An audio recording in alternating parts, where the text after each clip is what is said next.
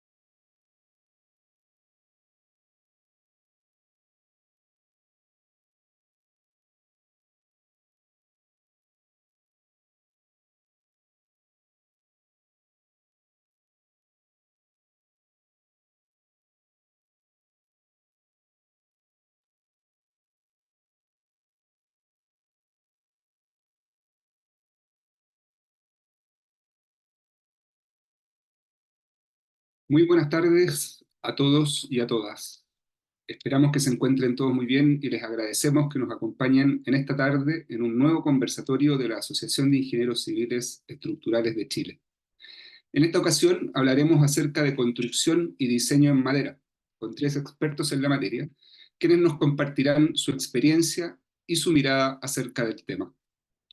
Chile es uno de los grandes productores de madera en el mundo. Sin embargo, a pesar de sus adecuadas propiedades mecánicas, la práctica del diseño y construcción en madera no es de uso común en proyectos de edificación formal, con el propósito de potenciar el uso de la madera como material para diseño estructural, en los últimos años se han desarrollado muchos avances en el área, desde la formación de centros de investigación en madera, así como también actualización de la normativa nacional.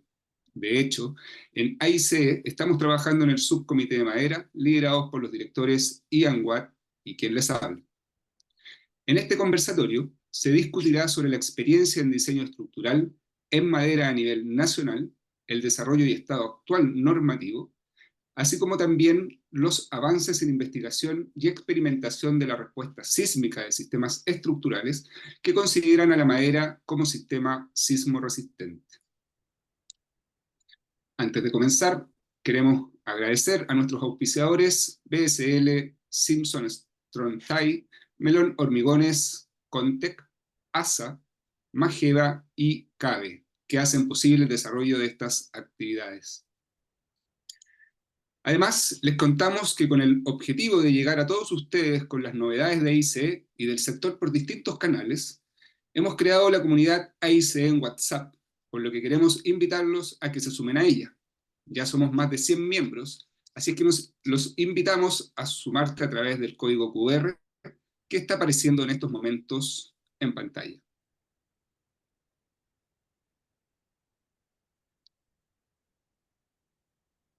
Les daremos algunos minutos para que deseen escanear el código. Bueno, volviendo a lo que nos convoca, les contamos que hoy nos acompañan tres grandes profesionales, expertos en lo que se refiere a diseño y construcción en madera, y quienes abordarán los distintos aspectos que nos ayudarán a entender y conocer mejor cómo podemos aportar desde la ingeniería estructural en este tema tan importante para nuestro país. Antes de presentarles a nuestro primer expositor, les queremos informar que todos ustedes tienen habilitado un módulo de preguntas en el cual pueden ir realizando consultas, simplemente escribiendo el título de esta. Al final de las exposiciones, iremos leyendo las preguntas realizadas a cada uno de los expositores. Si les interesa una pregunta planteada por otra persona, los invitamos a marcarla con un me gusta. De esta manera, las que tengan más me gusta serán las primeras que incorporaremos a la conversación. Muy bien, para dar inicio a este conversatorio, queremos darle la bienvenida a Enzo Valladares Pagliotti, quien nos hablará acerca de la versatilidad, plástica de la madera en el diseño arquitectónico y sus desafíos en el diseño estructural. Enzo Valladares Pagliotti es ingeniero civil estructural de la Universidad de Chile. Ha sido profesor de estructuras en escuelas de arquitectura de la Universidad Finisterrae, Andrés Bello de Talca, Universidad del Desarrollo y la Pontificia Universidad Católica de Chile. Cuenta con 30 años de experiencia laboral en ingeniería estructural y es gerente y director de BPA Ingeniería Estructural desde el año 2004, empresa de ingeniería con experiencia en diseño estructural de todos los materiales y con una vasta experiencia en el diseño en madera, con proyectos destacados en este material, como el Hotel Tierra Patagonia, Viña Morandé Casablanca, la Viña Seña, Colegio Alianza Francesa de Osorno, Museo Mumo, Gimnasio Colegio Everett, entre otros. Bienvenido, Enzo. Te invitamos a encender tu cámara y presentarnos tu trabajo. Hola, muchas gracias. Muy buenas tardes. Voy a compartirles inmediatamente.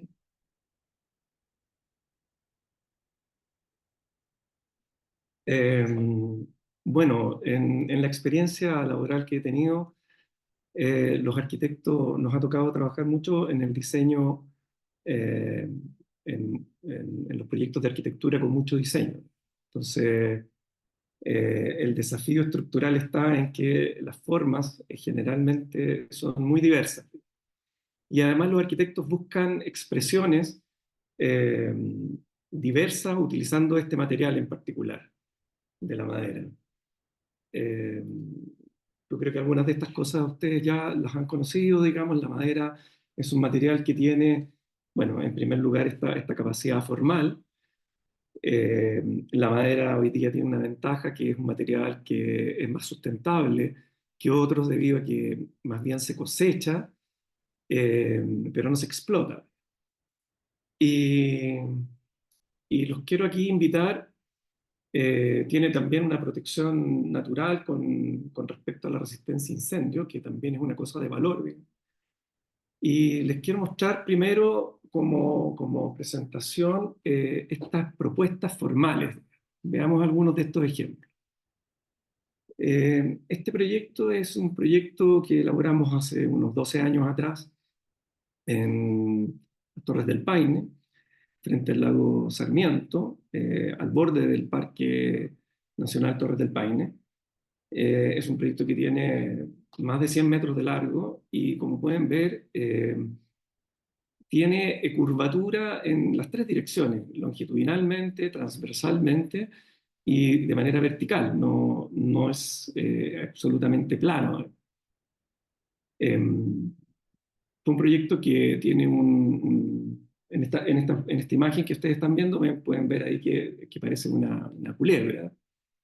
Eh, Este es un proyecto que está formado principalmente, o sea, su base estructural es hormigón, pero esta techumbre es completamente en madera.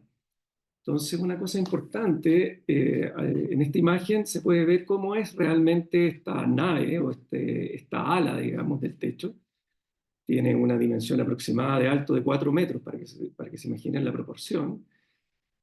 El arquitecto quería que fuese un proyecto de madera cerrada y lo quería con una carpintería lo más artesanal posible. Ahora, al hacer un trabajo más artesanal, sobre todo en tiempos como los actuales, donde vamos a ir recorriendo también la presentación con ideas de proyectos más mecanizados y con mucha tecnología, sí, siempre evidentemente estamos respetando todos los principios de la ingeniería estructural. Esta es otra imagen del proyecto, digamos, donde se ve desde el terreno hacia el lago y posteriormente las Torres del Paine. Y, y este proyecto, entonces, en resumen, tiene dos materiales. Existe efectivamente madera laminada. Yo les comenté que era madera cerrada principalmente. La estructura principal es madera cerrada. De esa manera lo quería el arquitecto. Se planteó la posibilidad de hacerlo en madera laminada y hay algunos sectores interiores del edificio que se desarrollaron en madera laminada porque el peralte de la viga o de los arcos que se utilizaron en el interior era bastante bajo, entonces en ese caso no íbamos a tener una solución óptima con la madera cerrada. Hay algunos elementos, muy pocos, digamos, de acero estructural que están nombrados aquí, y la estructura principal del edificio es hormigón armado. Como les comentaba, este es un proyecto que quería el arquitecto, tenía la intención que a sus ejes de que fuera de expresión aserrada, ¿ya? La estructura uno la podría clasificar como híbrida, es decir, montamos una estructura de madera laminada, perdón, de madera cerrada y de hormigón armado. Aquí les quiero mostrar un contrapunto de dos arquitectos enfrentados tal vez a un diseño programático equivalente, digamos. Una son las bodegas agrícolas, las de la fotografía de la derecha. Es un proyecto de Martín Hurtado, donde es para una viña, y en el de la izquierda es un proyecto del arquitecto, el Premio Nacional de Arquitectura Germán del Sol, también es una viña. Entonces, lo que quería mostrarles acá es que el proyecto de Martín, el de la derecha, Martín siempre persigue mucha perfección en los elementos, eh, mucha precisión, es como de detalle y de expresión muy refinado. Y Germán, por el contrario, plantea que le gusta la expresión más natural de la madera, más bruta de la madera, pero en ambos proyectos lo que quiero destacar es que se respetan los principios estructurales, nuestros principios estructurales. O sea, en ningún caso, porque algo parezca, por ejemplo, en el caso del proyecto de Germán, un poco más aparentemente descuidado, la ingeniería estructural sí está 100% respetada y conceptualmente alcanzada. O sea, un aspecto muy importante en la madera es que cuando diseñan madera, yo diría que es más desafiante que otros materiales porque por lo general controlan las conectividades, digamos. O sea, uno genera los vínculos a través de dispositivos para conseguir la estructura y abandonar el ámbito del mecanismo para llegar a la estructura. Entonces, generalmente en el primer diseño, ustedes van a lograr a lo mejor hacer operativas las estructuras, dimensionando sus elementos, pero el control generalmente de de la madera es la conectividad. Entonces nos hace trabajar a veces un par de veces más que en otros materiales. Con eso quería entregar ese dato, digamos, que les puede servir como experiencia. Acá tenemos otro proyecto, digamos, este fue desarrollado en, no sé, 80% en madera laminada.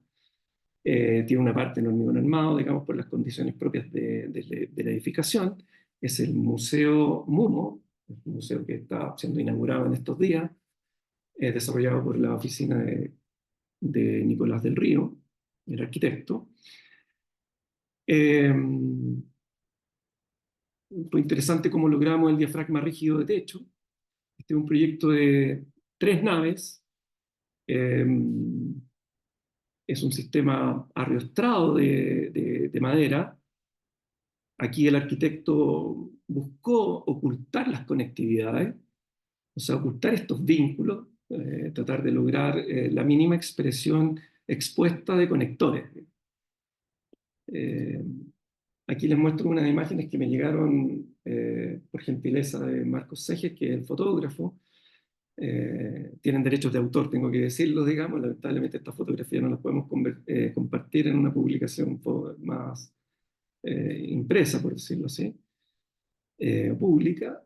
Eh, Algo interesante de los procesos, digamos, de fabricación que tiene la madera o ventaja que tiene es que les puedo comentar que, por ejemplo, aquí vemos 3 naves prácticamente idénticas, el techo es exactamente idéntico en el caso de las 3 naves. La primera nave demoró en el montaje aproximadamente 3 semanas. Las siguientes dos, cada una demoró una semana. Entonces el aprendizaje de montaje fue relevante, una cosa importante, digamos, en la construcción más mecanizada de la madera, tiene que ver con la logística y tiene que ver con los procesos de montaje, que van a ser incidentes a la hora de los costos, dado que podemos ahorrar mucho costo de construcción elaborando la mayor parte del trabajo en una maestranza de madera, en la CNC. Eh, Aquí tienen el interior, digamos, que se los mostré en una fotografía nuestra, digamos, un poquito más en de obra, pero esto ya es el edificio terminado. Bueno, MUMO es Museo de las Motos. ¿Ya? El propietario de este edificio quiere exponer aquí una colección de motos. La más moderna es de 1960. Parte de la primera motocicleta que se diseñó en el siglo XIX. Aquí pueden ver el interior de las 3 naves y aquí pueden ver la vista, digamos, donde se encuentra en Puerto Octay este edificio. ¿Qué nos deja este proyecto? En resumen, usamos madera cerrada, muy poco, madera laminada, muchísimo, el 80%, como les decía, debe ser de estructura de madera laminada, y hormigón armado. Es una estructura mixta, nuevamente, al igual que el proyecto, el primer proyecto, tenemos una estructura o un edificio híbrido entre madera y hormigón, que probablemente va a ser una manera de sacar mayor provecho en dimensiones en edificios, como lo quiero mostrar ahora brevemente, digamos, con el CLT, con el contralaminado. Este es un proyecto que está en elaboración, que lo quise mostrar brevemente nada más para que vean, digamos, esta plasticidad que puede lograrse con la madera, digamos. Esa es la techumbre de un edificio que va a ser transitable, ese techo, todo eso va a ser en madera laminada. Probablemente todos los muros vamos a tratar de llevarlos al desarrollo con contralaminado. Ahora les quiero exponer un poquito lo que estamos viendo, digamos, que está ocurriendo más con la madera. Eh, el mecanizado no es solamente algo propio del contralaminado. Les quería mostrar algunos datos de lo que hemos visto en los últimos tiempos.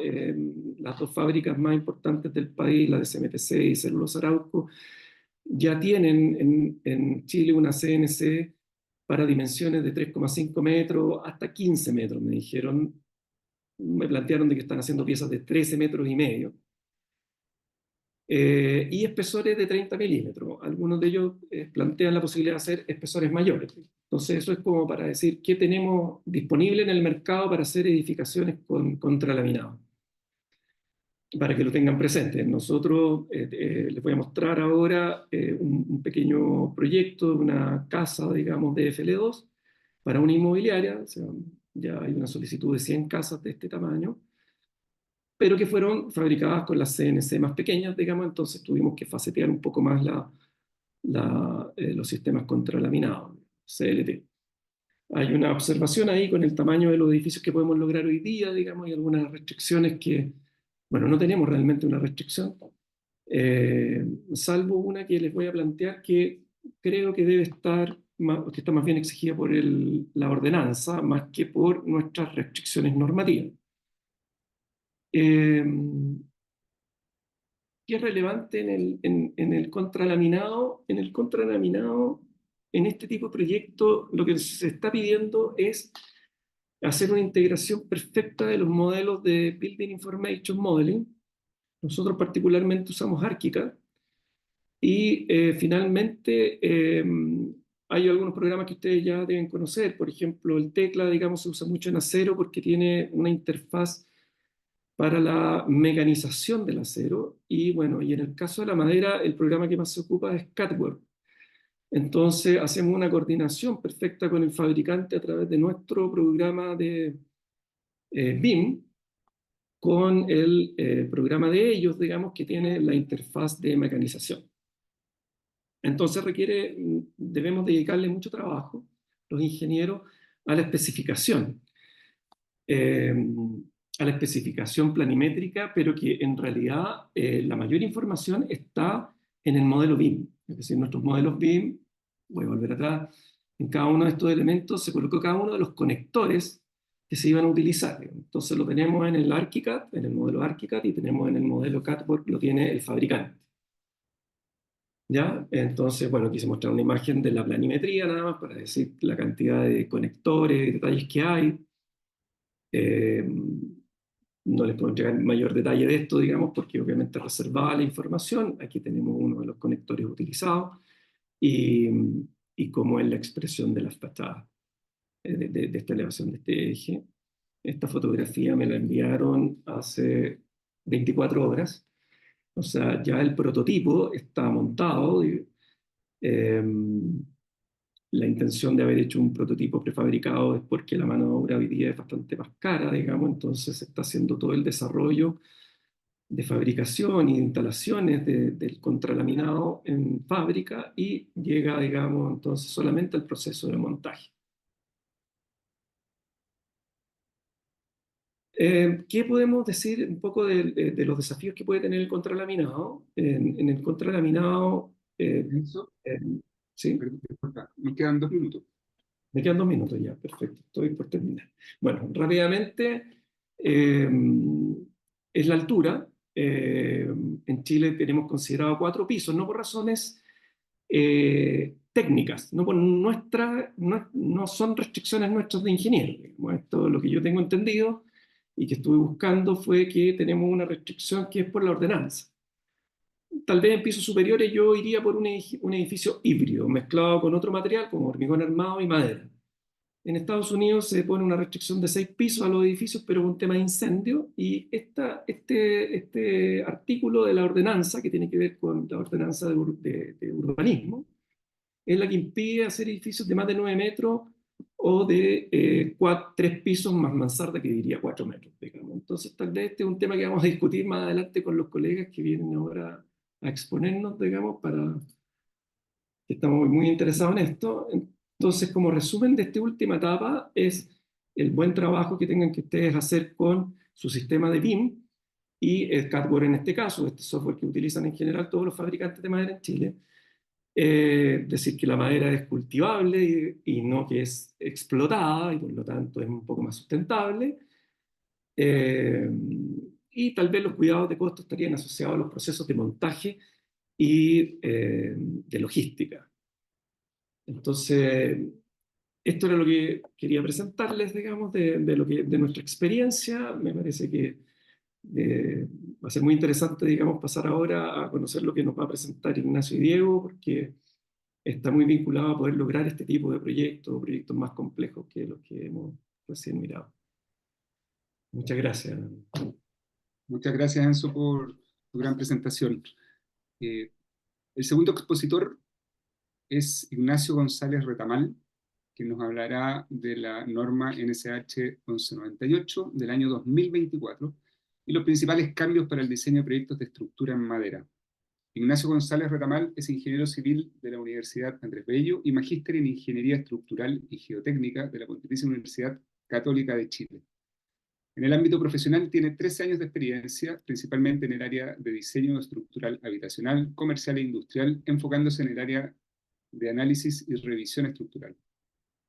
Parte de la startup Elige Madera, desarrolladora del primer software de diseño estructural en madera de Latinoamérica, reconocido en Chile con el Premio Nacional de Innovación Agoni Campomar en el año 2017.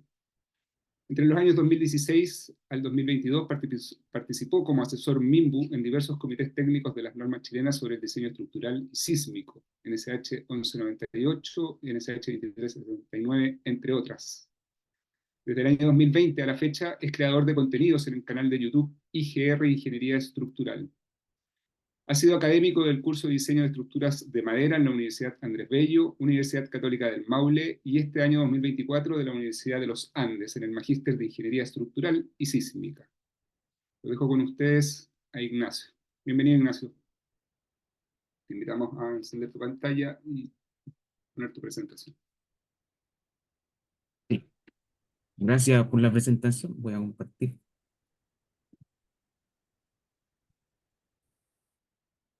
Rápidamente. Ahí. Bien. Vamos a comenzar inmediatamente en honor al tiempo. Entonces, lo primero, algunos comerciales, como ya había dicho Jorge, les invito a poder mirar el canal de YouTube y no solamente para promocionarlo, sino que es para que vean un poco los resultados de lo que voy a presentar el día de hoy con respecto a los cambios normativos y la historia y las propuestas que se generaron en todos estos años de investigación, ¿ya? Porque lo que les traigo acá es el resultado final.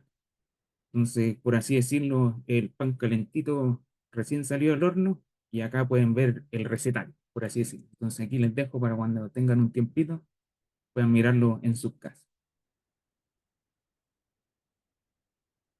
¿Qué es lo que nos trae la norma? ¿Ya? Si bien se había trabajado en una actualización de la norma con respecto a la madera contralaminada, esta todavía sigue en trabajo actualmente y por lo tanto la metodología de diseño, las tensiones admisibles y parte de la fabricación aún está en trabajo y va a venir en futuras versiones de la norma 1198. Y lo que es el cálculo de resistencia al fuego, ya se acordó en el comité de la NSH 1198 dejarlo como una normativa aparte. Y por lo tanto, esa se está trabajando actualmente en el INN como la NSH 3808. Estas dos normas se van a complementar en el futuro con la 1198. Con respecto a la norma 1198 antigua, esto es para darle un poco de contexto de cuáles eran las brechas propiamente tal que tenía esa norma, era lo siguiente. Por ejemplo, si nosotros mirábamos la norma 1198 antigua, teníamos las propiedades mecánicas, teníamos cómo evaluar las vigas, ¿ya? Tanto de madera cerrada como madera laminada, el diseño de columnas o pie derecho, en el caso del sistema plataforma, tenemos el capítulo uniones, y qué es lo que pasaba con respecto al diseño de muros y diseño de diafragma, ahí es donde había una brecha que resolver. Por lo tanto, si bien la norma tenía todos estos tópicos como elementos por separado, faltaba la unificación para elementos completos, en este caso muros y diafragma.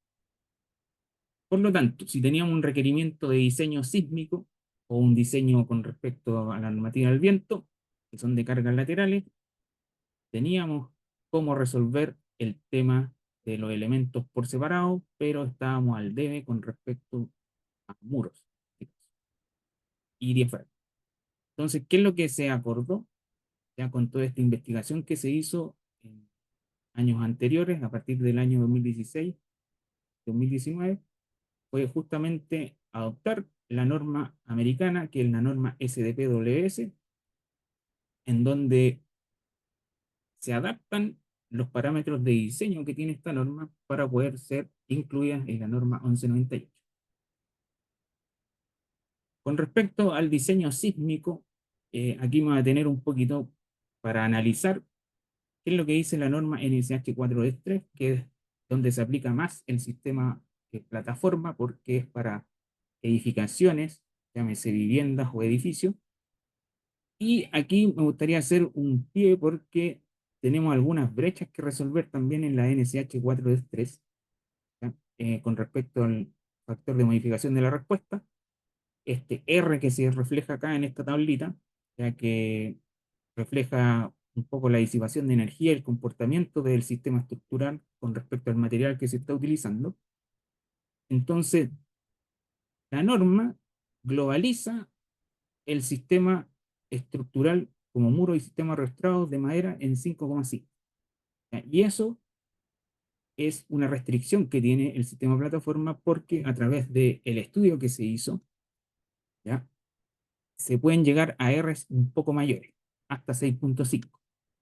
Y el otro tema importante que restringe mucho el diseño de los edificios, básicamente, que se pueden hacer con el sistema plataforma, es el tema del drift, ya que esta deformación que tienen los entrepisos, que hablamos de un 2 por 1000, ya que es súper restrictivo para este tipo de sistema constructivo, donde la deformación puede llegar fácilmente al 4 por 1000. Y otra cosa, ay, se me adelantó ahí, otra cosa que quería también dar un punto, es que la NSH 433 tiene que hacer la diferenciación de los sistemas estructurales, porque actualmente tiene como madera en general, pero los sistemas constructivos de madera pueden ser más que muros, ¿no?, sino pueden ser marcos de momento, pueden ser marcos arrastrados, y dependiendo de la unión que tengan estos elementos, por ejemplo, marcos arrastrados, podemos clasificarlo con un R diferenciado. Por lo tanto, acá yo les dejo como referencia que puedan utilizar los que tienen proyectos con marcos de momento, marcos arrastrados, que puedan hacer la diferenciación con respecto a estos R, yendo a la norma NSH 2369-2023, donde sí salen diferenciados con respecto al uso que se le da a la unión, porque las uniones se pueden clasificar en tres tipos: uniones tipo dúctil, semidúctil y tipo frágil. Entonces, todo eso tiene un R diferencial. Eso como dato. Ahora, ¿cuáles son los cambios normativos de la 1198? En lo que les comentaba anteriormente, en la adaptación de esta norma SDPWS. Ahora no fue una copia literal, ¿ya?, sino que fue una adaptación, porque, como les comentaba al principio, hubo toda una campaña experimental detrás, donde se evaluaron muros, se evaluaron las piezas de madera de pino radiata, las placas de OSB, las uniones entre clavos, OSB, pies derechos, etcétera, etcétera. Y con todo eso, y con todos los materiales que tenemos acá en Chile, se adaptaron a estos valores y se aplicaron directamente a la norma 1198. ¿Sí? El sistema marco plataforma se compone de esta forma. Tenemos los famosos pies derechos, que son estos pies derechos que se ven acá en pantalla, más los pies derechos de borde. Y si se fijan, en los pies derechos de borde se acumulan un poco más de madera, ¿ya?, eso por un requerimiento de volcamiento. Tenemos las soleras, las placas arrastrantes, que para el caso chileno van a ser las placas de OSB, que eso fue lo que se validó en esta campaña experimental. Tenemos los clavos, los anclajes que van en las cabezas de los muros, ¿ya? Que también sirven para controlar el volcamiento. Y tenemos los conectores antideslizamiento, que son estos conectores que transmiten corte entre pisos y que llegan hasta la fundación. Entonces, ya entrando en tierra derecha con respecto a lo que es el diseño propiamente tal que indica la norma 1198 actualizada, tenemos cómo se determina la capacidad del corte de un muro. Entonces acá estos valores son todos conocidos.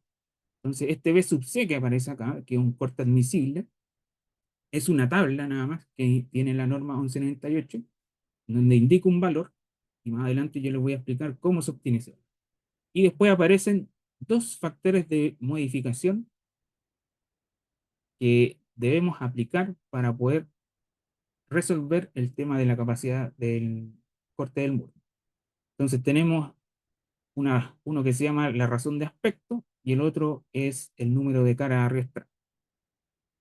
Con respecto a la relación de aspecto o razón de aspecto, la norma hace una diferenciación.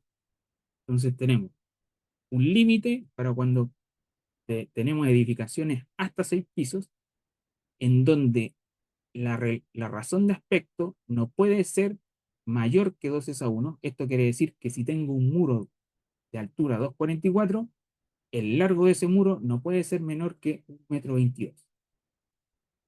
Esa es la restricción que tenemos en nuestra normativa. Y para edificaciones que son más bajas, de 1 a 2 pisos, ahí la norma se relaja un poco más y me permite relaciones o razones de aspecto de 3,5:1. ¿Qué quiere decir esto? Que puedo tener largos de muro de 70 centímetros si mantengo la misma altura de 2,44. Ahora, esto, si bien se relaja, también pega un poco fuerte con el factor de reducción porque SK sub FRA ahora es 0,81 en el caso más desfavorable. Entonces, esto hay que tenerlo claro. La norma me hace la diferenciación entre tipos de edificaciones con respecto a los largos de muro que puedo considerar en el proyecto. Y luego tenemos el factor de modificación por número de cara arrastrada, donde en la jerga del sistema plataforma tenemos los muros simples, son los que llevan una cara de OSB por un lado, los muros dobles que llevan doble caca de OSB en el mismo muro. Con eso ya está resuelto el tema de la capacidad del corte y ahora tenemos que ir a lo que es la deformación, que esta era una de las claves que nosotros debíamos responder para tener un buen diseño estructural.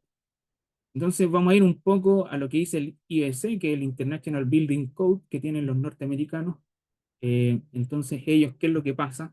Tienen, para poder calcular la deformación lateral, debemos ver qué es lo que aportan los pies derechos de borde, cuál es el aporte de la placa, cuál es el aporte de la deformación entre la unión del clavo, la placa y los pies derechos, y cuál es el aporte que tienen los anclajes. Esta es la que se conoce como la ecuación de 4 términos, pero la SPWS, con la cual se adopta la norma 1198, tiene una simplificación donde agarran estos dos términos, ya que vienen siendo la deformación del tablero con la deformación de la unión entre tablero, clavo, pie derecho, y hace una ecuación de 3 términos, que esta es la ecuación que se toma en la norma 1198. Entonces, en estricto rigor, es una ecuación mucho más sencilla, mucho más fácil de aplicar, y es mucho más cómoda de usar, ¿ya? Entonces, acá la norma indica esta ecuación ya de esta forma, con corte unitario, y acá yo les dejo la ecuación cuando uno tiene un análisis estructural, llámese de un modelo o llámese de un cálculo hecho a mano. Entonces, con esto, obteniendo el corte del modelo y obteniendo el momento volcante, que lo dividimos por el largo del muro, tenemos la tracción máxima que puede tener ese muro, podemos fácilmente incluir todos esos datos acá, ¿ya? Y lo único que quedaría por resolver sería el módulo de corte, que también es un dato que me da la norma, y la rigidez del anclaje, que es lo que les voy a mostrar más adelante cómo se obtiene. Entonces, estas son las tablas de tensión admisible que trae la norma 1198, y acá dependiendo del espaciamiento que tenga el clavado en el perímetro del tablero que se está utilizando de OSB, voy a obtener distintas capacidades de corte y distintos módulos de corte. Y esos son los que se utilizan tanto en la capacidad del corte del muro como en la deformación del muro. Y la norma hace una diferenciación en cuanto a edificaciones de 1 o 2 pisos, me permite usar un OSB de 9,5 milímetros, y para edificaciones hasta 6 pisos tengo que utilizar OSB de 11,1 milímetros. Después tenemos el tema de los diámetros de los clavos, ya que anda entre clavos de 2,5 y 3 pulgadas. ¿Ya? Y con eso voy obteniendo todos los parámetros necesarios para poder calcular fácilmente lo que son de la capacidad del corte como las deformaciones laterales de los muros. Y esto era justamente la brecha que se resuelve con la adaptación de la SDPWS, la 1198. ¿Ya? Datos que antiguamente no se podían obtener con la norma. Ahora sí se van a poder obtener fácilmente. Con respecto a los tipos de anclajes, ya acá rápidamente les voy a mostrar cómo se comporta un muro ya altura o media altura. Entonces, acá los monos están un poco exagerados para que se entienda la idea. Entonces, tenemos dos tipos de anclaje que son los principales que se utilizan para el sistema de plataforma. Los primeros se llaman los tipos hold down, ya que son pernos que van entre pisos, que van tomando las tracciones que se van generando en el muro cuando se va volcando. Y la otra solución, que es una muy buena solución de ingeniería, es el anclaje tipo ATS, que es un perno que va desde la fundación hasta el último piso, con el cual también voy tomando la tracción de el volcante que se genera a través de las cargas laterales. Ahora, ¿cuándo se utiliza uno y otro? Depende de las solicitaciones que tengan los muros. Entonces, hay otro tipo de soluciones de anclaje mucho más baratas, ¿ya? Dependiendo de la cantidad de carga que tenga el muro, que son estas placas de acero. Después tenemos los típicos, que son los hold downs. Y después tenemos para grandes cargas los ATS. Entonces, haciendo un ejemplo así muy rápido de cómo obtener la rigidez de un anclaje, vamos a depender mucho del catálogo que tenga cada proveedor.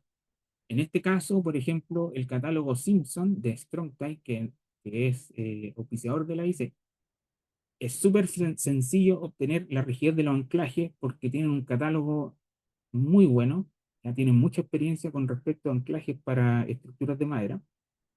Entonces, si tenemos unos pies derechos de borde de muro, que son los famosos 2x4, 41x90, dicho en milímetros, puedo ir fácilmente a las capacidades en tracción y la deformación admisible máxima que puedo obtener a través de ese anclaje hold down, y puedo obtener fácilmente la rigidez de ese anclaje. ¿Ya? Si se fijan, el numerito es 4190. En cambio, si utilizo el anclaje tipo ATS, como por ejemplo para un perno de 1 1/4, ya que este es un perno, podría decirse normal para un edificio de 6 pisos, zona sísmica 3, acá en Chile, y dependiendo de la calidad del acero, ya que maneja Simpson, que Simpson tiene de pernos tradicionales A36 hasta pernos de mayor resistencia como A105, podemos calcular esa capacidad en tracción y podemos llegar a tracciones de 25 toneladas y rigideces de 48.000 kilogramos centímetros. ¿Ya? O sea, estamos hablando más de 10 veces de lo que podemos alcanzar con un hold. Entonces, todo esto, podemos hacer un resumen de que los hold down, ¿ya?, son muy eficientes, pero están restringidos la capacidad de carga que tenga el muro.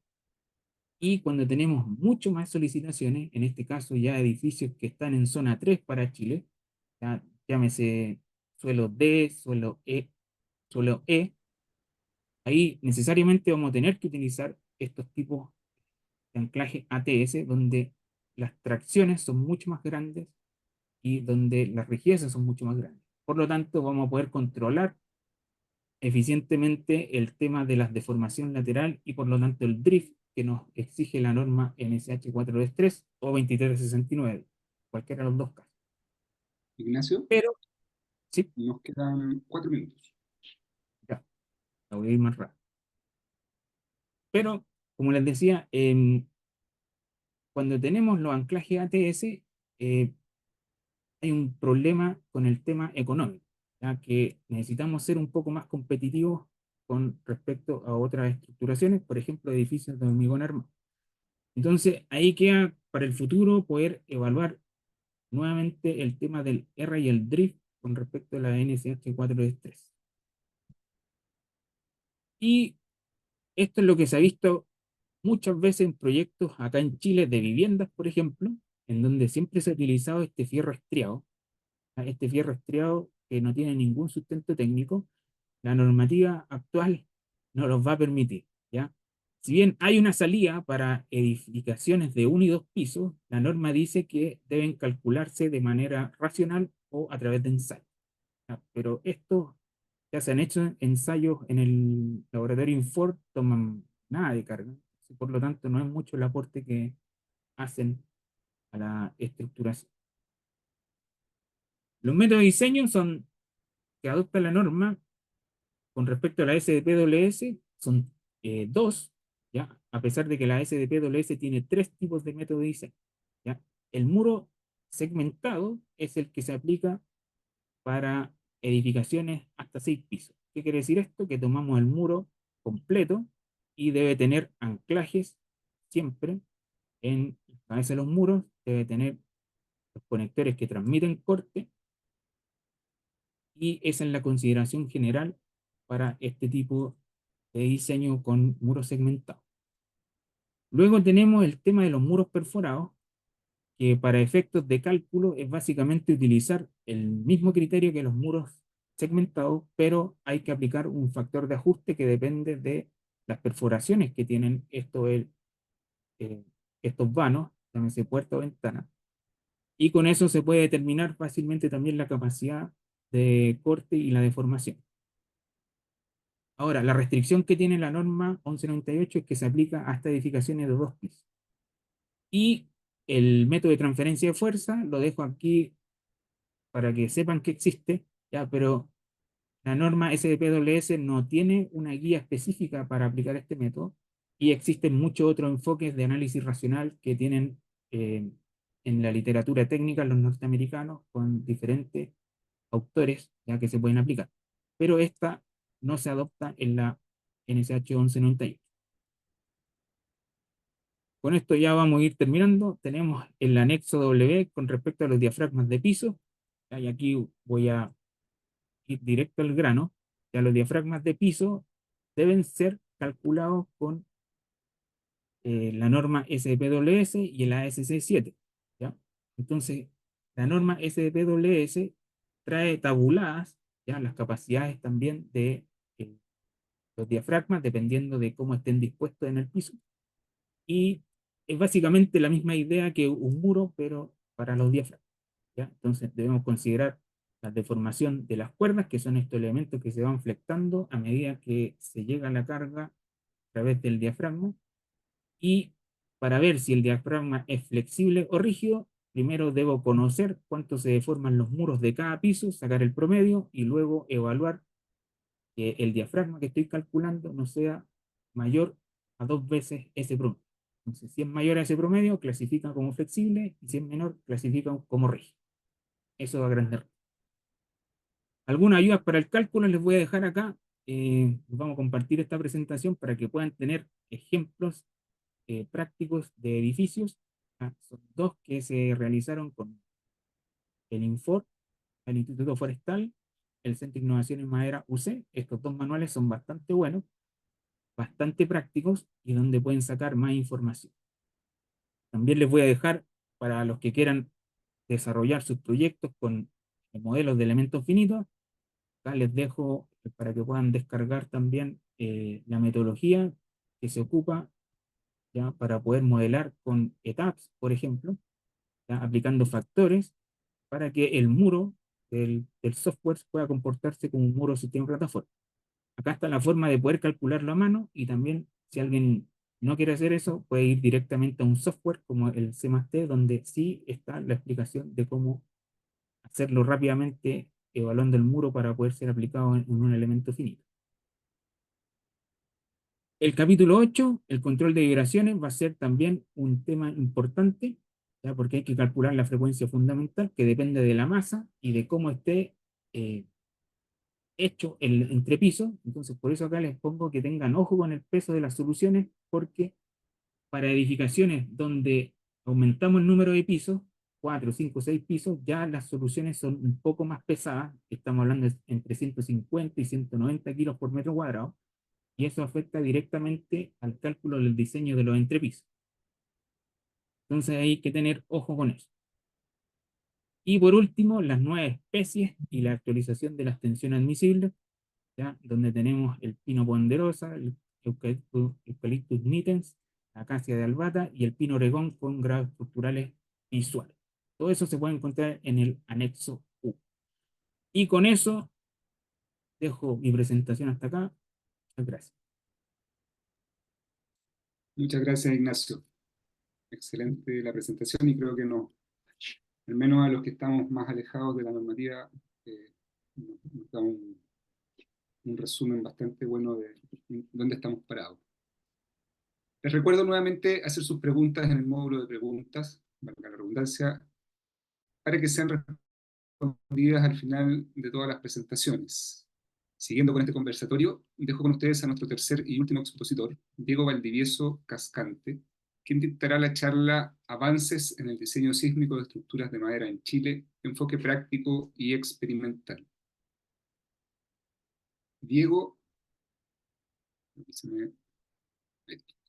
Valdivieso es doctor en Ciencias de la Ingeniería de la Pontificia Universidad Católica de Chile y la Universidad de Colorado en Boulder, con un certificado en Ingeniería Global del Mortenson Center en la Universidad de Colorado en Boulder.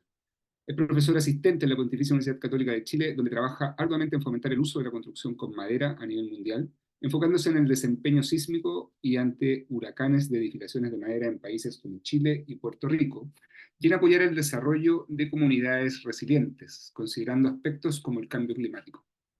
Ha colaborado con organizaciones internacionales en la evaluación y mitigación de riesgos estructurales, como Techos para mi Gente y Protechos en Puerto Rico, enfocado en generar comunidades resilientes tras el impacto de huracán María en el año 2017 y el huracán Fiona en el año 2022.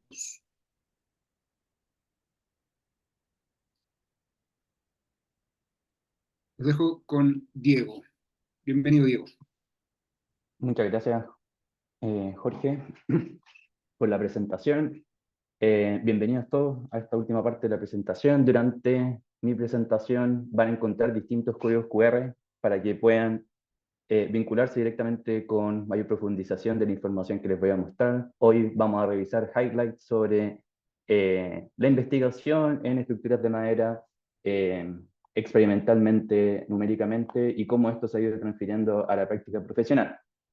Entonces, me gustaría partir comentándoles que, bueno, los edificios de madera o cualquier estructura en general resultan de la interconexión entre distintos componentes, muros, losas, y esto además conectado entre sí en la altura del edificio. Y esto nos permite generar un sistema estructural como edificios de entramado ligero, edificios de madera masiva, edificios híbridos, que resultan ser un sistema altamente indeterminado y tridimensional. Y sin embargo, cuando nosotros diseñamos, tratamos de aproximar y predecir la respuesta de este tipo de estructura, realizamos gruesas simplificaciones que permiten, por un lado, facilitar el diseño, pero además dejan de lado distintos fenómenos que están ocurriendo en estos sistemas. Entonces, un ejemplo de ello es nuestro actual modelo analítico presente en la normativa, y además la normativa internacional, que asume que los muros, tal como mostró Ignacio, tienen una componente debido a la deformación por flexión, una debido a la componente por corte y una debido a la elongación de los sistemas de anclaje. Sin embargo, cuando nosotros extendemos esto a edificios de mediana altura, ocurre que, dado que no consideramos que estos muros forman parte de un sistema tridimensional y que interactúa con otros componentes, existen efectos secundarios que empiezan a aparecer, que son deformaciones acumuladas. ¿Y esto qué genera? Que el edificio que nosotros estamos modelando sea excesivamente flexible, y por lo tanto esto no es conservador, dado que pudiésemos estar subestimando la demanda sísmica sobre nuestra estructura. Y por otro lado, esta excesiva deflexión, y el tema que tocó también Ignacia en términos de la deriva y la limitación normativa, exige aún más a los sistemas de anclaje y por lo tanto terminamos generando soluciones que impactan la eficiencia estructural en nuestro edificio. Por lo tanto, en esta presentación me gustaría conversar sobre cómo podemos incorporar estos efectos adicionales. Por ejemplo, la interacción entre muros perpendiculares en configuraciones en T, L, U. Además, ¿cuál es el impacto del diafragma, su deformación fuera del plano, más que su comportamiento en el plano, sino su deformación fuera del plano, en la respuesta lateral de estos sistemas estructurales, enfocados principalmente en entramado ligero? Y finalmente, hay placas de protección al fuego que nosotros debemos disponer y además capas de terminación que actualmente nosotros estamos no considerando dentro de nuestro diseño y tenemos que explorar cuál es su efecto en la respuesta lateral de estos sistemas. Entonces, lo otro que me gustaría enmarcar, y que además Ignacio también lo presentó, es que existen distintos tipos de muros para las soluciones estructurales. Este tipo de solución, que se denomina en la literatura como muros convencionales de madera, se ha estado utilizando bastante para casas. Sin embargo, cuando diseñamos edificios, especialmente en zonas de alta sismicidad como en Chile o en zonas de grandes vientos, vientos huracanados y edificaciones de mediana altura, es necesario disponer muros que sean de mayor capacidad, que en la literatura se denominan como strong wall o muros de alta resistencia, y que sus configuraciones difieren totalmente de estos sistemas convencionales. Entonces, en esta presentación nos vamos a estar enfocando principalmente en las soluciones de muros necesarios para la realidad sísmica chilena. Entonces, el primer fenómeno que me gustaría comentarles y conversar con ustedes es sobre los acoplamientos tridimensionales y los muros no planares. Entonces, nosotros realizamos en la universidad una campaña experimental para evaluar, junto con Tecnofast y empresas como Simpson Strong-Tie, el comportamiento diferenciado de estas soluciones no planares. Entonces, comparamos la respuesta en particular de un muro en T respecto a un muro en plano y lo sometimos a cargas bidireccionales, principalmente a estos muros no planares para ver su comportamiento debido a la acción bidireccional. Y en función de eso, evaluamos parámetros de ingeniería para comparar el desempeño tanto de este muro no planar respecto de este muro plano que va a ser nuestro muro de referencia. Y finalmente también agregamos, en este caso no aparece en este video que les estoy mostrando, pero también el efecto del diafragma fuera del plano, o sea, y su contribución de deformación fuera del plano en la respuesta a este muro, y el efecto de la carga gravitacional acumulada. Los muros que testeamos son representativos de un edificio de 6 a 7 pisos, representativos del primer nivel. Entonces, cuando analizamos las curvas envolventes de este ensayo cíclico, que quiere decir que aplicamos patrones de desplazamiento en ambas direcciones, acá tenemos la respuesta longitudinal de la probeta, podemos ver que cuando comparamos la respuesta del muro plano en rojo respecto del muro en T acá, es altamente asimétrica la respuesta de este muro en T, y es esperable debido a la configuración geométrica asimétrica del muro. Y si comenzamos a comparar parámetros de ingeniería, el primero corresponde a la rigidez elástica, que se determina a través de un parámetro asociado a la fuerza, al 40% de la carga máxima de la curva. Podemos ver que la rigidez, al comparar el muro plano con el muro en T, es hasta un 20% mayor. Sin embargo, si consideramos un análisis por deformación, o sea, en términos del drift que pueda experimentar la estructura, al 0,4%, que es una de las propuestas que existen de modificación para este sistema estructural, podemos ver que aún la diferencia es aún más grande. Y por lo tanto, estamos subestimando con asumir un modelo plano para predecir la respuesta de sistemas que funcionan tridimensionalmente, y esto es solamente en su componente en el plano. Pero también en términos de resistencia máxima, la capacidad puede ser hasta el doble en la zona donde tengo de mayor efecto el ala de esta configuración en T. Sin embargo, y algo que es importante tomar en consideración es que al generar ensambles de este tipo, se generan pérdidas de capacidad de formación. Y esto es importante en términos del detallamiento sísmico de nuestras soluciones, especialmente en soluciones no planares, de tomar en consideración en nuestra realidad sísmica. Y por lo tanto tenemos que adoptar, al igual que en muros no planares de hormigón, medidas de mitigación para poder sortear estas deformaciones limitadas cuando el muro no tiene el efecto del diafragma ni la carga gravitacional. ¿Por qué digo esto? Porque cuando agregamos estos efectos de diafragma y carga gravitacional, lo que vemos es que, y ahora comparando solamente el muro en T, es que este muro comienza a comportarse de una forma mucho más simétrica, y su capacidad de formación en algunos aspectos puede ser superada esta limitación que vimos anteriormente debido al efecto conjunto del diafragma y además de la carga gravitacional. Entonces, si por ejemplo comparamos nuevamente los parámetros de ingeniería, en el caso de este muro en T, agregando el efecto del diafragma más la carga gravitacional, podemos ver que al nivel de rigidez elástica, estos aumentos son demasiado importantes respecto de, en este caso, directamente respecto del muro en T, sin el efecto de la carga gravitacional. O sea, esto ya vimos anteriormente que había un efecto de aumento en rigidez respecto al muro plano, y ahora tenemos aún más efecto en términos de rigidez. O sea, estamos subestimando totalmente la rigidez. Luego, al nivel de rigidez secante, el aumento sigue existiendo, este aumento, pero es menor, y aquí es básicamente en qué momento ocurre en términos de deformación el 40% de la carga máxima, que en este caso fue menor al 0,4%, a la deriva del 0,4%, y por eso estamos viendo que el efecto es menor en este caso para el 0,4%, pero aún existe y es importante. Y pueden ver que se empiezan a generar simetrías en términos de los aumentos. O sea, la estructura se está comportando mucho más simétrica en esta configuración no planar en T. Luego, si solo consideramos el efecto del diafragma, dado que la estructura, este muro en T se vuelve más simétrico, hay un aumento en el lado positivo de la respuesta del muro, es decir, cuando la carga va en esa dirección, y se reduce en esta otra dirección porque la estructura tiende a ser mucho más simétrica, se está compensando en la respuesta en ambas direcciones. Y la capacidad de formación se ve totalmente superada esta alimentación que vimos anteriormente en este cuadrante, en la dirección donde no están las alas del muro aportando principalmente. Y aún así hay algo que resolver en términos de cuando generamos una solicitación en esta dirección, dado que se producen altas concentraciones de tensiones en este punto. Y por lo tanto, lo que necesitamos es detallar nuevamente, adecuadamente, esa zona, la zona de alta concentración de tensiones, la zona de unión entre estos dos componentes, los muros transversales con el muro plano, para mitigar este efecto. Y eso es un trabajo, un proceso que estamos desarrollando en la universidad. Luego quisimos evaluar dinámicamente el efecto de los efectos de sistema que denominamos el efecto del diafragma, el efecto de la carga gravitacional y el efecto de los muros transversales, a través de un ensayo en mesa vibratoria. Me voy a volver un poco para que se active el video.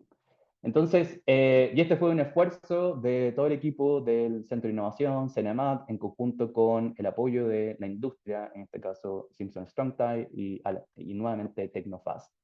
Y pudimos desarrollar un prototipo de escala 1:2, dadas las limitaciones del equipamiento disponible en Chile, y fue testeado tanto en base fija, que es el ensayo que les estoy mostrando acá, como también con distintas soluciones de base aislada. ¿Para qué, en términos de qué podemos utilizar esto para informar nuestro análisis de las estructuras? Bueno, podemos hacer una identificación de sistemas de la respuesta a esta estructura, y podemos ver que las frecuencias varían bastante, los rangos de variación de la frecuencia están bien linkeados respecto del input que apliquemos sobre la estructura. Entonces, aplicando ruido blanco, que hace un recorrido por las frecuencias para evaluar las frecuencias predominantes de cada una de las formas modales de la estructura, si aplicábamos distintas intensidades de ruido blanco, se activaban ciertos mecanismos, ciertas no linealidades asociadas al sistema, que no genera daño, pero sí hay no linealidades, como por ejemplo que se activa el hold down, hay pérdida de la alta fricción que existe inicialmente entre el contacto entre los componentes, y también vimos que los amortiguamientos son bastante lejanos respecto de lo que se suele asumir, por ejemplo, para la estructura humana, un 2%, y van del orden de 6,5 hasta un 13% para las formas modales identificadas. A medida que activamos más mecanismos de formación, mayor amortiguamiento, y eso reduce la demanda de desplazamientos y aceleraciones sobre la estructura. Fuera de esto nos sirve también para poder generar un procedimiento analítico, un modelo numérico que permita predecir adecuadamente las formas modales de una estructura. Y eso fue lo que probamos también dentro de este ensayo en mesa vibratoria. Y pusimos distintos modelos a competir. El primero corresponde al fiel modelo de lo que existe actualmente en nuestra normativa. Es un modelo plano, donde los muros funcionan solo en su eje resistente, digamos, en el plano. Es un modelo pseudo tridimensional. Y está calibrado con el modelo de lo que es la SPWS o lo que existe actualmente en la NSH 1198 en su nueva versión. Luego agregamos el efecto del diafragma en su rigidez fuera del plano y finalmente agregamos tanto el efecto del diafragma como el efecto de los muros transversales. Y esto fue a través de un modelo súper sencillo que permite representar el comportamiento lateral de estos muros y tanto del muros como de los diafragmas a través de links, que son bastante fáciles de calibrar. Se calibra un links y este se puede repetir, por ejemplo, para diafragmas a lo largo de todo el diafragma de piso. Luego al final les dejo un material respecto a esto. Y lo mismo para muros. Entonces vimos que en términos de capacidad de poder predecir adecuadamente las frecuencias, principalmente las formas modales, este modelo que incorpora los efectos tridimensionales es el que permite reproducir con mayor precisión la respuesta modales de la estructura y por ende con esto poder determinar los esfuerzos sobre los componentes en el análisis sísmico. Y por lo tanto es lo que nosotros recomendamos de poder utilizar para la evaluación de edificaciones en madera en Chile y que ha sido validado a través de nuestra campaña experimental. Luego, y tal como les comentaba anteriormente, evaluamos la posibilidad de disponer sistemas de protección sísmica. En este caso, estamos evaluando sistemas friccionales y la verdad es que mostraron resultados bastante prometedores para poder generar estructuras eficientes en términos de ese diseño y que además las solicitaciones sobre las estructuras llegaron a tal punto en que casi no es necesario disponer de detallamiento de conexiones para evitar el vuelco en la estructura. Y eso permitiría de cierta forma justificar, además de la protección de los elementos no estructurales y el performance a lo largo de la vida de la estructura, la implementación de estos sistemas. Entonces esto permite, es una solución coste eficiente de aislación, un tipo que se puede implementar en edificaciones de madera.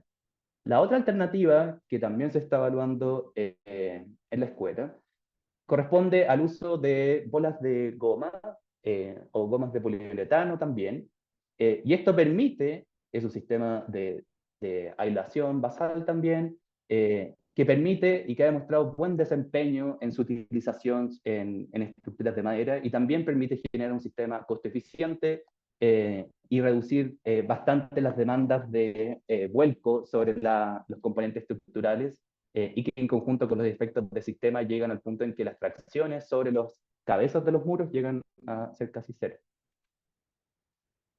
El último efecto del cual estamos conversando en esta gran campaña experimental es respecto al efecto de las placas de isocartón. Entonces, ¿qué ocurre? Que usualmente nosotros cuando detallamos este tipo de soluciones en nuestras edificaciones debemos proteger a la madera debido a la acción del fuego. Y para ello existen distintos tipos de soluciones de acuerdo a lo que exige la ordenanza. Nosotros vamos a tener ciertos tiempos de protección, desde 2 horas, 1 hora, etc. Y usualmente para la protección al fuego se utilizan placas de isocartón, puede ser 1 o 2, dependiendo del tiempo de protección que necesitemos generar en esta estructura. Y estas placas de isocartón usualmente se fijan con tornillos que existen en el mercado o con grapas, que está mucho más alineado con la industrialización de la madera y de la construcción con madera en Chile. Entonces estas capas pueden ser instaladas verticalmente u horizontalmente. Y como resultado de esto, además, recuerden que también están las fachadas o otras capas de terminación. En este caso nos estamos centrando solamente en capas de protección al fuego. Como resultado, tenemos un sistema que en realidad es de múltiples capas, tenemos múltiples conexiones interactuando, pero hasta ahora solamente consideramos los muros como desnudos. O sea, estamos desaprovechando el posible efecto de estas capas no estructurales. Y además nos gustaría mirar si es que ¿Qué tipo de daño se genera al considerar estas capas no estructurales, entre comillas, en la respuesta a los muros? Y esas fueron las preguntas que tratamos de responder en esta campaña experimental. Entonces realizamos, sí, Disculpa, nos quedan 5 minutos. ya, realizamos ensayos, 4 ensayos de muros con idénticas configuraciones porque necesitábamos generar curvas de fragilidad de daño para luego informar el diseño basado en desempeño o dar input al diseño basado en desempeño.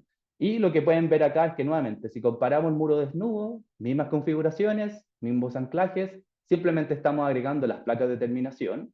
Podemos ver que los factores de ingeniería son bastante diferentes. O sea, y además no tenemos pérdida de capacidad de formación. Uno pensaría que, estoy agregando una unión atornillada, esto va a generar, si bien aumentos de rigidez y resistencia, pero la forma de falla de esa unión atornillada es un poquito más frágil que el clavo y podría afectar. No, no afecta la capacidad de formación de los muros y por lo tanto solo genera beneficios la consideración y además, como pueden ver en el video, el daño que se genera es súper local y reparable, porque el tornillo se corta y eso genera que la placa de isocartón no sigue recibiendo efectos, o sea, solicitaciones, y además la placa USB interna protege del daño por corte en la placa de isocartón, que es el típico daño que se ve cuando la placa de isocartón se instala directamente sobre el frame de madera.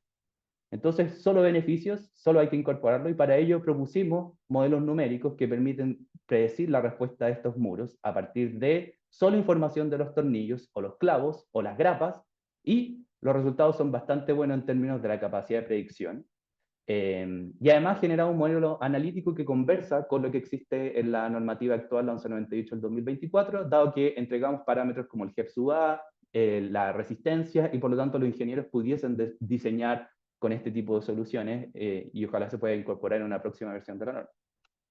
¿Qué estamos haciendo al respecto ahora acá? Estamos analizando configuraciones distintas a las testeadas actualmente, con distintos anclajes, distintas relaciones de aspecto, con el fin de, y esto se está desarrollando en conjunto con el INFOR y la Universidad Católica de Santísima Concepción, a cargo de Jorge Catalán, y estamos analizando distintas configuraciones, por ejemplo acá resultados preliminares en rojo, el muro desnudo, y esto es con una sola capa de fuego, que sería con una solución F60, tanto tornillos como grapas, que es algo que no se testeó anteriormente, están mostrando resultados bastante prometedores respecto de su efecto en aumentar las propiedades de ingeniería, los parámetros de ingeniería que les mostré anteriormente.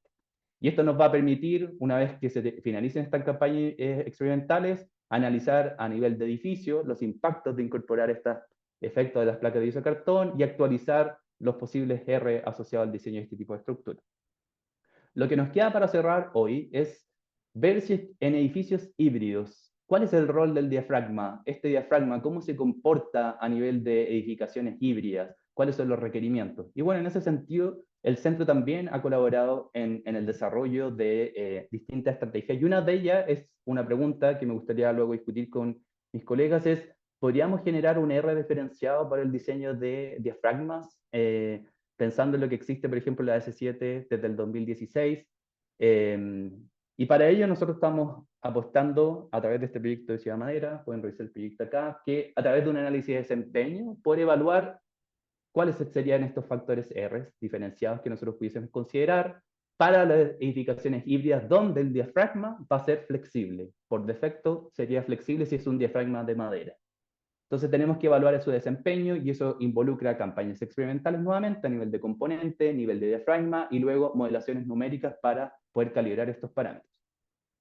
Hay avances desde hace un tiempo en el centro, desde la caracterización gravitacional de las losas compuestas de madera masiva con hormigón, su comportamiento, modelos analíticos para poder predecirlo, y además su comportamiento a largo plazo y cuantificar el efecto del creep en la respuesta gravitacional de estas losas. Pero también hay caracterización de la respuesta en el plano de distintas configuraciones de losa, tanto de entramado ligero, CLT, más timber, y también losas de alta resistencia. Y aquí les dejo los códigos QR para que puedan verlo. Y finalmente, muchas de esta investigación se transfieren a la práctica a través de distintos manuales que tiene disponible CIMUSE y CENAMAT. Y aquí hay un resumen, uno de ellos nos mostró Ignacio anteriormente, pero hay también un manual de soluciones constructivas, guía de operación de edificios, y algo que es muy interesante es ver una base de datos con los indicadores de la construcción en Chile asociado a cómo hay una relación geográfica entre la construcción con madera y de dónde se genera, usualmente más hacia el sur, a lo largo de nuestro país, y cómo ha ido creciendo la construcción con madera y cómo también forma parte de los niveles de industrialización que existen en nuestra construcción y por lo tanto fomentar la eficiencia de la industria. También les dejo acá algunos códigos QR para acceder a los distintos recursos que el CIMUC propone, y además de la plataforma Diseño Madera, donde pueden encontrar soluciones constructivas, mapas interactivos, etc. Y finalmente, este modelo numérico que les mencioné, que fue desarrollado dentro del centro y que además en su etapa final pudo ser calibrado con esta data experimental, va a quedar prontamente disponible, y aquí está, este QR lo lleva directamente al link del proyecto, donde pueden darle seguimiento, pero prontamente va a estar disponible tanto este como también posiblemente un canal en CLT. Así que con eso, quedo atento a sus preguntas. Muchas gracias.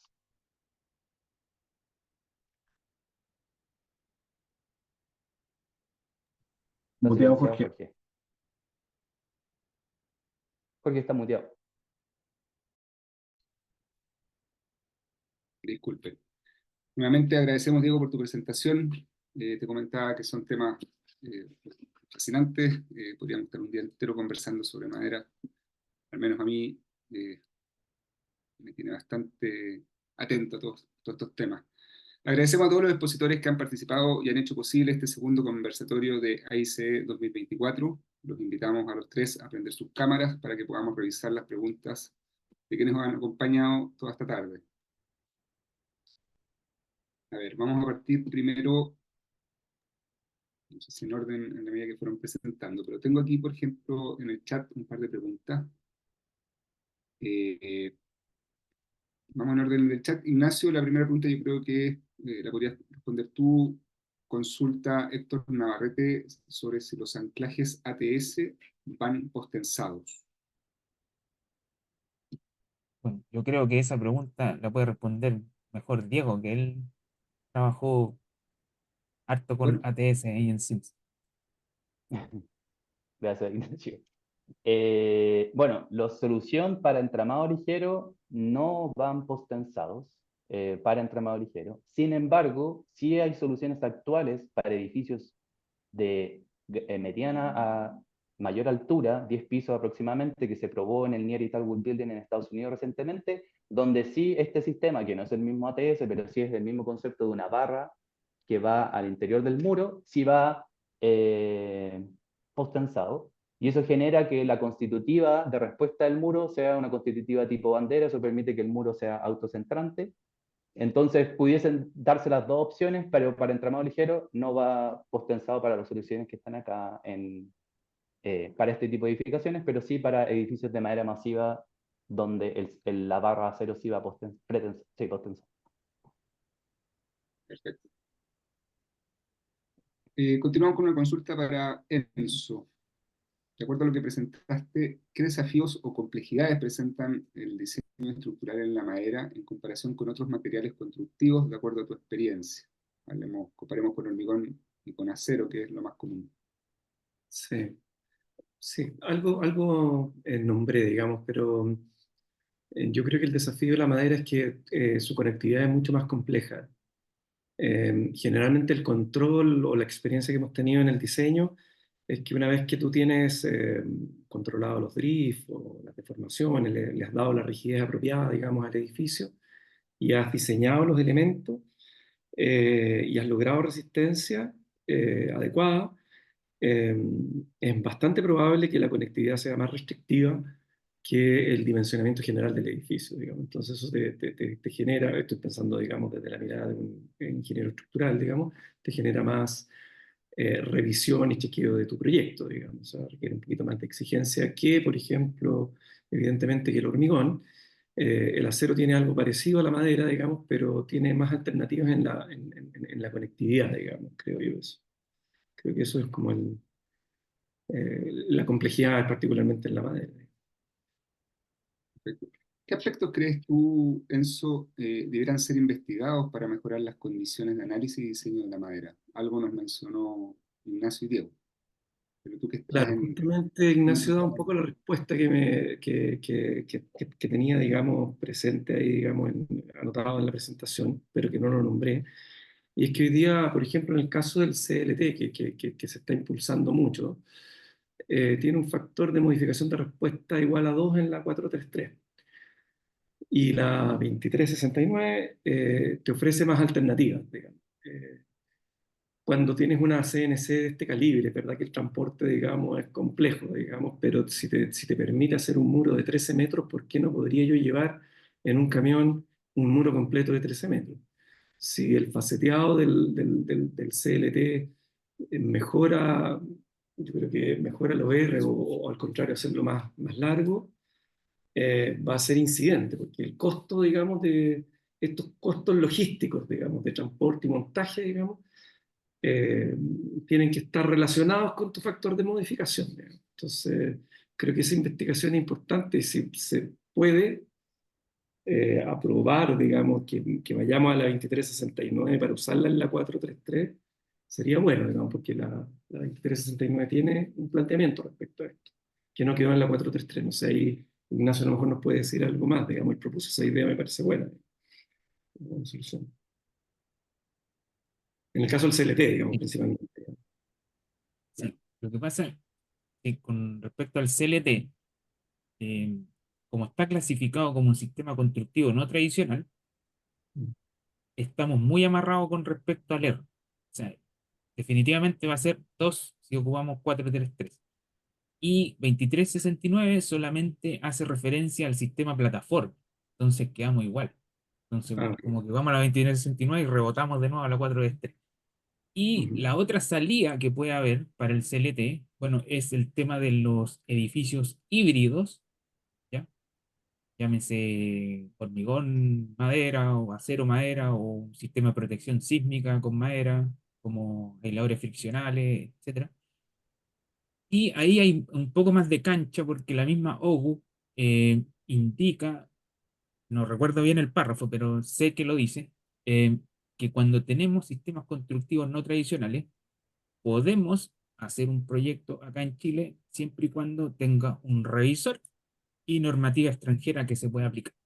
Entonces, por ese lado se puede salir con el CLT, pero siempre vamos a tener la traba del R, porque el R súper Mm. bajo en este caso para el CLT. Sí. Lo que te Y entiendo, económicamente es un impacto grande. lo que te entiendo, Ignacio, de alguna manera hoy día podríamos hacerle el bypass a la 433 saliendo a buscar una norma extranjera, pero de todas maneras, si no controlamos deformaciones, vamos a estar siempre fuera, para Claro, edificaciones de 6 7 pisos. Sí, claro. Entonces, por eso la solución híbrida es la solución factible en estos momentos. sí, yo creo que en Bueno, ese caso, también, perdón, dale, sí, Ignacio, sí. Sí. sí, que justamente Diego participó en edificios en Coyhaique, y así lo hicieron, con núcleos de hormigón armado. Claro, efectivamente, para edificaciones de 12 pisos aproximadamente, evaluamos la consideración de estos tutores de hormigón y las losas y el sistema gravitacional en madera masiva. Eh, Uno, por lograr eficiencia estructural, que es lo que permite la normativa en términos de R, digamos, en su reacción de la fuerza sísmica de diseño, respecto a si el sistema hubiese sido de CLT, por ejemplo. Así que en ese sentido fue el camino y ha sido, y por eso este proyecto de Ciudad Madera está enfocado a edificaciones híbridas, donde hay que sacar partido al diafragma. Y por eso esta propuesta, que yo no sé qué les parece a los colegas, respecto de proponer Rs diferenciados para el diseño de diafragmas. ¿No encuentran qué opiniones respecto de esa propuesta?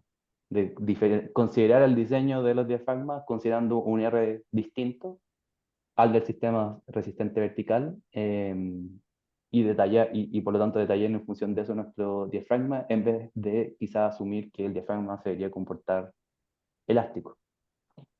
No sé qué opina Enzo o Ignacio. O Jorge también. Sí, No sé, tal vez, si quieres bueno, partir. uno en ocasiones lo que hace es diseñar, bueno, uno diseña tal vez con una estrategia y si hacemos análisis de sensibilidad, por ejemplo, que nos colocamos en condiciones diferentes, podrías procesar, digamos, de esa manera. Entonces podría ser utilizar estos valores diferenciados, comparar, digamos, resultados y tratar de tomar un envolvente, digamos, como una solución. Claro, porque en términos prácticos esto involucraría solamente una combi adicional para las cargas sísmicas que nos permita obtener los esfuerzos directamente del modelo en, Si lo en el quieres, diafragma, digamos. si Claro, lo quieres lograr ahí, claro. Después podemos hacer algunas trampas de diseño, digamos, como no trampas de, o sea, eh, tal vez bajar los esfuerzos del diafragma cuando estás haciendo un edificio híbrido donde tienes hormigón, podrías tener una parte de la losa en hormigón, el claro. diafragma en hormigón y tratar de llevar la menor esfuerzo a la conexión con por ejemplo, el CLT en particular, digamos. Es una idea, digamos. Claro. De Pero hecho, ahí, lo que existe internacionalmente para entramado ligero es un R igual 3 para el diseño del diafragma. eh, y para hormigón era 1,5 si no recuerdo mal, 2 máximo. Y para diafragmas prefabricados de hormigón también andaban por esos valores. Entonces la pregunta sería como en estos diafragmas de edificio híbrido, con losas de CLT o de cualquier otro producto de madera masiva, primero, ¿cuáles son los detalamientos sísmicos de esa losa? Vimos algunas de las conexiones quizás muy rápido en la presentación y también qué esperamos como nivel de daño. Ignacio mencionó también esto de la clasificación de las conexiones. También quizá eso pudiese ser algo a tomar en consideración y inducir, por ejemplo, la falla por corte entre los elementos de CLT y proteger los demás elementos. Y eso podría estar relacionado, amarrado con un cierto R y además algunos factores de sobreresistencia. Quizá ese pudiese ser un camino. Vamos a ver. O sea, es algo que vamos a evaluar en este proyecto. No sé si alguien más tiene alguna opinión al respecto, cómo pudiese ser recibido por parte o sea, de los colegas ingenieros. No sé, Ignacio, Jorge. Excelente respuesta. Dan ganas aquí de seguir opinando. Tenemos una consulta para Ignacio en el sistema Marco Plataforma. Un poco general la consulta, pero y creo que en parte la respuesta ya la diste con tu presentación. Te la hago igual. ¿Cuáles son las limitaciones de aplicación de los distintos tipos de muros sistema plataforma que indica la actualización de la norma? O sea, ¿esta actualización de alguna manera incorpora limitaciones para estos sistemas? Sí, sí, como había mencionado, el sistema de, bueno, los muros segmentados, que son los muros sin perforaciones, se pueden utilizar en todo tipo de edificaciones hasta 6 pisos, ¿ya? Con la salvedad de que siempre hay que utilizar los anclajes en las cabezas de los muros, ¿ya? En cambio, si uno tiene edificaciones de 1 hasta 2 pisos, que vendrían siendo casas, básicamente, ahí la norma se relaja un poco más y tiene dos salidas que me parecen interesantes. La primera es que permite utilizar anclajes no certificados.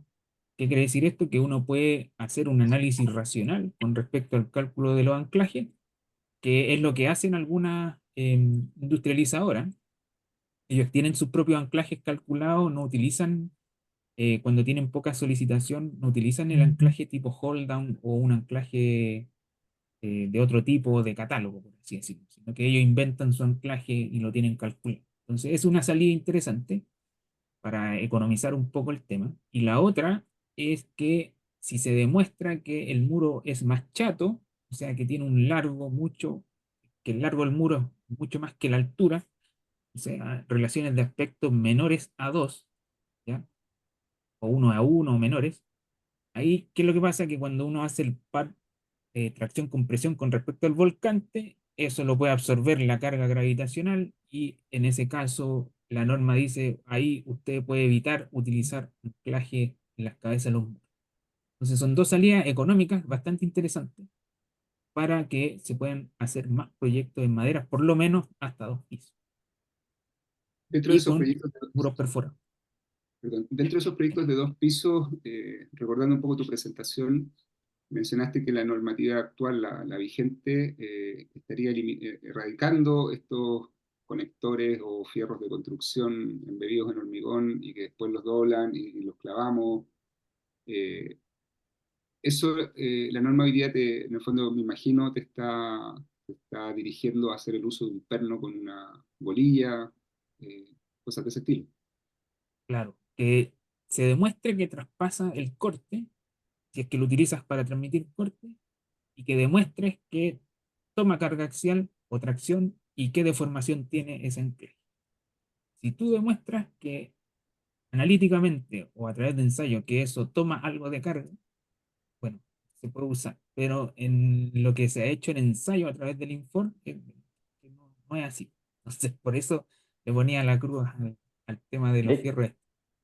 Perfecto. de hecho, complementando un poco, si es que hay tiempo, lo de Ignacio, Sí, se sí. genera justamente que, claro, el anclaje puede transmitir quizá el corte, pero si no se dispone de ningún elemento en la conexión del pie derecho con la solera, eso se separa y eso genera que el muro básicamente deje de tomar demasiada carga o comparado a un sistema estructural debidamente detallado. Yo creo que ahí está como uno de los principales desventajas y se ve mucho eso. Y mi experiencia fue en Puerto Rico, en construcción eh, informal, el no detallamiento de nada como un sistema hold down en la esquina y eso de verdad que trunca bastante la resiliencia o la respuesta de ese tipo de estructura ante terremotos, huracanes, lo que sea. Y al menos colocar un angulito en la esquina ayuda ya a elevar esa capacidad y lograr mayor desempeño ante tanto huracanes nuevamente o terremotos. Tocaste un tema bastante interesante que da incluso para otro conversatorio, que tiene que ver con estas construcciones informales, donde claramente la madera es uno de los materiales más utilizados.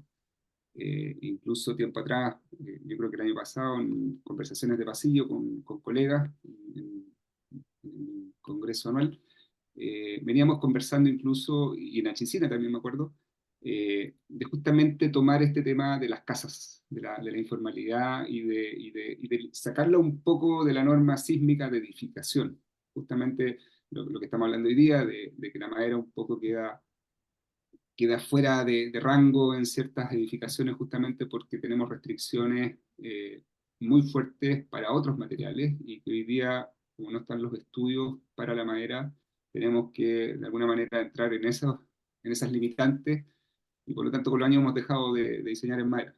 Ahí hay un punto interesante que seguramente más So, adelante lo vamos a exponer complementando también. eso, yo confío bastante en esa propuesta de moderación que fue validada con efectos para incorporar efectos de sistema, en que ayuda bastante a predecir adecuadamente la tensión en los anclajes y con eso poder lograr mayor eficiencia, considerando que los muros en realidad se comportan como sistemas no planares más que un sistema plano y que acumulan deformación a altura. Eso, la verdad es que la data experimental a nivel de componente y además a nivel de edificio ha demostrado que es totalmente distinto y por lo tanto tenemos que sacar partido de eso y va a existir, o sea, existen herramientas para poder hacerlo y prontamente está como guía adicional que sí considera estos muros acoplados.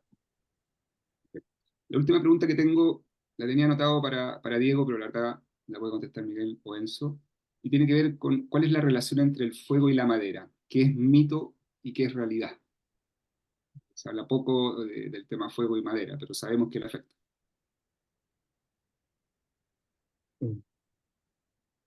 O sea, en un proyecto que nos tocó desarrollar, me quedó una cosa, me dejó un poco preocupado una cosa, digamos, que la devuelvo a la comunidad, digamos, porque en nuestra madera aparentemente, bueno, yo creo que o sea, la autoprotección de la madera es real, digamos, o sea, tiene una muy buena característica en eso. Por supuesto que eso va a estar asociado a los costos, digamos, porque tienes que dimensionar un poco más grande, qué sé yo. Lo que me preocupó, digamos, fue una medida de tiempo, digamos. Yo no sé si la norma, tú tocaste la norma de incendio, Ignacio, ahí. Y en un edificio que hicimos, tuvimos una serie de discusión, digamos, sobre la velocidad. Porque las coníferas europeas, por ejemplo, son más lentas en el consumo, o sea, tienen una velocidad menor, digamos, y eso es conveniente. y la nuestra tiene una restricción más dura, entonces también se gasta más material, digamos. Tal vez por ahí yo veo un tema, digamos, aunque eso entiendo yo que está asociado a la velocidad de crecimiento de la madera. La nuestra crece muy rápido, digamos, y les da algún grado de como una leve debilidad en eso. Pero no sé cómo estará eso hoy día, digamos. Entonces hubo este tema de discusión en un minuto en un proyecto que tuvimos que tomar una decisión, digamos, qué velocidad ocupar, digamos. Eso con respecto a la madera en Chile, un incendio, no sé, ese es como el dato como delicado que yo veo, digamos, pero sobredimensionarla para que resista fuego, no, es correcto, digamos, está bien, funciona. Solo ese tema de la velocidad creo que está ahí. No sé si algo pasó, Ignacio, se cerró ese, o se definió definitivamente, ¿no? Un valor más competitivo con respecto a las maderas de, de otras latitudes, digamos. No sé si sabes algo de eso. Mira, le he perdido la pisada al tema de la norma de resistencia al fuego, porque yo participé del anteproyecto, pero esto fue año 2020, 2021, entonces no me acuerdo mucho. La cosa es que hay una metodología de cálculo que se llama el método CAM, que se va a adoptar por lo menos para el sistema plataforma, en donde se van a poder calcular los elementos de protección para poder calcular los minutos que resiste los muros sistema plataforma. También no me recuerdo si venía específicamente el tema, me parece que sí, el tema de la velocidad de carbonización, que andaba dentro de los 7 milímetros por minuto, una cosa así. No, ahora, eso De los es 7, parte de la discusión. 0, 07, 07. Digo, 07. si no va a ser muy grande. Sí. Entonces, es parte de la discusión también en este caso en el comité de la 3808. Pero la cosa es que esa normativa en específico es para aliviar un poco el tema de los ensayos con respecto al fuego para estructuras, sistema plataforma, por ejemplo, que muchas veces con respecto a eso se caen los proyectos, porque por ejemplo, un F60 que para una vivienda, no sé, de 2, 3 pisos, de repente pedían ensayos, esos ensayos no estaban disponibles, es un costo adicional para la constructora, y las constructoras después dicen, ¿sabes qué? Yo no quiero hacer este ensayo porque no tengo la capacidad, porque me sale más caro y no es más competitivo para mi proyecto, y cambian en este caso el material. Entonces la idea era esa, tener un cálculo a mano, y también está el tema de la plataforma Diseña Madera, que ahí se pueden encontrar soluciones constructivas hasta F120, o sea, 120 minutos de resistencia para muro sistema plataforma y losa sistema plataforma. Listo, o sea, llegar y usar. Entonces, con eso se pueden tomar y se pueden adoptar en los proyectos. Ahora, si alguien tiene una solución constructiva distinta y no está en diseño madera y no está como método de cálculo, ahí tiene que entrar a hacer el ensayo. Pero ya no es tan restrictivo como antes, porque antes, por ejemplo, decían, tiene que ocupar la solución que está en la página del MIMBU, ¿ya? Y el MIMBU tenía unas restricciones súper altas con respecto al uso de pieza, al uso de queso cartón, etcétera, etcétera. Entonces, faltaba uno de esos elementos y rechazaban la solución. En cambio, con diseño madera hay muchos tipos de soluciones con distintos tipos de marcas, distintos tipos de elementos, pies derechos, vigas, etcétera, que es mucho más fácil de utilizar y es mucho más fácil homologar y de ser usado en un proyecto. Eso es lo que puedo Perfecto. comentarles para el sistema plataforma. La verdad es que muy interesante las respuestas y el tema en general. El tiempo se nos acaba, de hecho nos pasamos ya en 5 minutos. Le agradecemos enormemente a los tres expositores. Antes de finalizar, también queremos agradecer nuevamente a nuestros auspiciadores, BSL, Simpson Strong Tie, Melón Hormigones, Contec, ASA, Mageva y CADE, los que hacen posible el desarrollo de estas actividades. Les dejamos cordialmente invitados a las próximas actividades de ICE que estaremos anunciando a través de nuestro boletín semanal y a través de nuestras redes sociales. Y les recordamos a nuestros socios inscribirse en el 17 Congreso Anual Actualidad en Diseño y Gestión de Ingeniería Estructural, que se realizará el 25 de octubre con visitas guiadas el mismo viernes 25 y sábado 26 de octubre. Pueden encontrar más información en nuestro sitio web www.aice.cl. Les pedimos, por favor, contesten una breve encuesta. Les estamos publicando ahora en pantalla un código QR. Para nosotros su opinión es de suma importancia. Esto no les va a tomar más de un minuto. Para que puedan responder ahí unas breves consultas. Un segundo ahí para que lo puedan escanear. Tal vez, a mí al menos en pantalla me aparece el código QR como grande. No sé si lo están pudiendo escanear. Ahí sí.